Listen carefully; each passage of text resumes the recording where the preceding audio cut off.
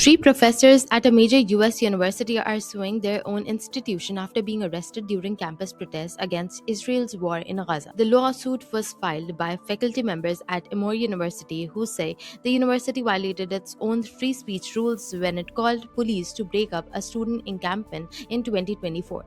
The three professors, Noel McAfee, Emilio Del Vel Escalante, and Caroline Fallon, filed the civil case in a state court in DeKalb County. They argue that the university failed to protect academic freedom and the right to protest when it brought in local police and state troopers to dismantle a protest encampment on April 25, 2024. That day, students and supporters had set up tents on the university's main campus square to protest Israel's war on Gaza. Police moved in to clear the site and 28 people were arrested. The professors say they were not organizers but observers and faculty members trying to monitor the situation when they were detained. McAfee says she was arrested after shouting at an officer who was roughly detaining a protester. Del Val Escalante says he was detained while trying to help an older woman in the crowd, and Fallon says officers threw her to the ground while she protested the treatment of another demonstrator. She says she suffered a concussion and a spinal injury during the arrest. All three were charged with misdemeanors, but the charges were later dismissed. Their lawsuit is now demanding that Emory University